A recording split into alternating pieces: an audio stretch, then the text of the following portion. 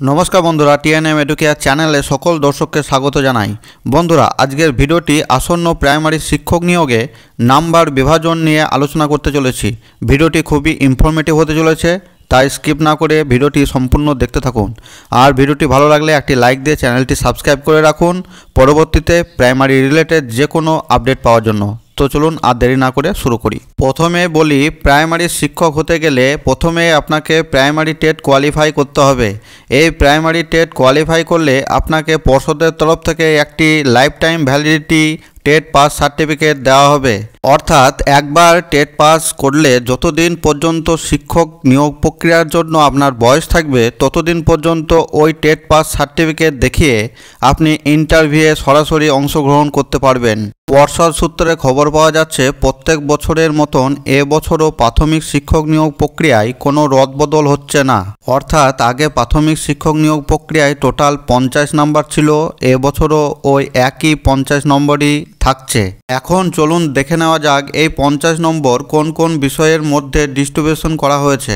এই 50 নম্বরের মধ্যে রয়েছে মাধ্যমিকের জন্য 5 নম্বর, উচ্চ মাধ্যমিকের জন্য 10 নম্বর, ডিএলএড ট্রেনিংয়ের জন্য 15 নম্বর, টেট পাস করার জন্য 5 নম্বর, এক্সট্রা ক্যারিকুলারের জন্য 5 নম্বর, ইন্টারভিউয়ের জন্য 5 নম্বর এবং অ্যাপটিটিউড টেস্টের জন্য 5 নম্বর রয়েছে।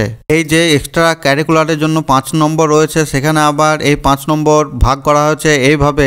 গেমস অ্যান্ড স্পোর্টসের সার্টিফিকেট থাকলে 1 নম্বর পাবেন, এনসিসি এ অথবা বি সার্টিফিকেট থাকলে 1 নম্বর পাবেন, আর্টস অ্যান্ড লিটারেচারের জন্য 1 নম্বর পাবেন, পারফর্মিং আর্ট ড্রামার জন্য সার্টিফিকেট থাকলে 1 নম্বর পাবেন এবং মিউজিকের জন্য সার্টিফিকেট থাকলে 1 নম্বর পাবেন। এই যে এক্সট্রা ক্যারিকুলার অ্যাক্টিভিটিজের জন্য 5 নম্বর রয়েছে, এখানে চাকরি প্রার্থীরা ম্যাক্সিমাম 2 থেকে 3 নম্বর পায়।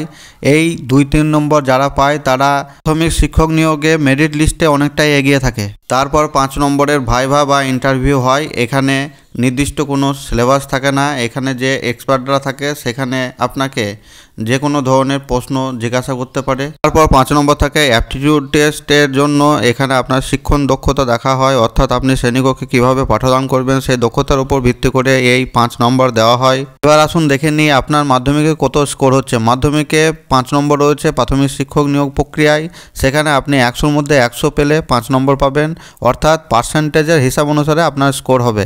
এটি বার করতে হলে আপনাকে প্রাপ্ত নম্বর অর্থাৎ আপনি মাধ্যমিকে যত নম্বর পেয়েছেন সেটার সাথে 5 গুণ করতে হবে এবং তার সঙ্গে আপনি টোটাল মাধ্যমিকে যত নাম্বারের পরীক্ষা দিয়েছিলেন সেই নাম্বার দিয়ে ভাগ করলে আপনার প্রাপ্ত স্কোরটি বেরিয়ে আসবে। অর্থাৎ ধরুন আপনি যদি 500 পান, সেখানে 500 × 5 ভাজিত 700 নম্বরের মাধ্যমিক পরীক্ষা হলে 700 দিয়ে ভাগ করলে আপনার স্কোর দাঁড়াবে 3.57।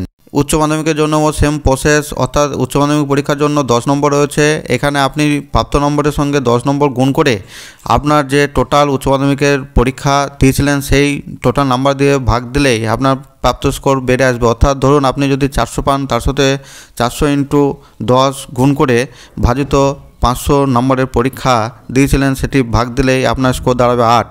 ডিএলএড ট্রেনিংয়ের ক্ষেত্রেও সেম প্রসেস। ডিএলএড ট্রেনিংয়ের জন্য আপনার 15 নম্বর বরাদ্দ আছে প্রাথমিক শিক্ষক নিয়োগ প্রক্রিয়ায়, সেখানে প্রাপ্ত নম্বরের সাথে 15 গুণ করে মোট নম্বর দিয়ে ভাগ দিলে আপনার স্কোরটি বেড়ে আসবে। অর্থাৎ ধরুন আপনি ডিএলএড ট্রেনিংয়ে 1200 নম্বর পেয়েছেন, তার সাথে 15 গুণ করে টোটাল 1400 নম্বর দিয়ে ভাগ দিলে আপনার স্কোরটি বেড়ে আসবে 12.85।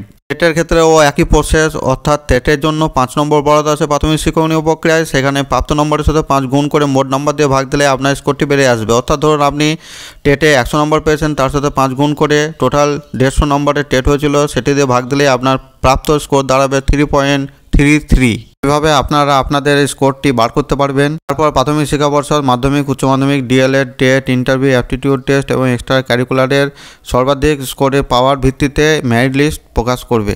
আমার ভিডিওটি আপনাদের হেল্পফুল বলে মনে হলে একটি লাইক দিয়ে চ্যানেলটি সাবস্ক্রাইব করে রাখুন পরবর্তীতে প্রাইমারি রিলেটেড যে কোনো ধরনের আপডেট পাওয়ার জন্য। ভিডিওটি দেখার জন্য সকলকে অসংখ্য ধন্যবাদ।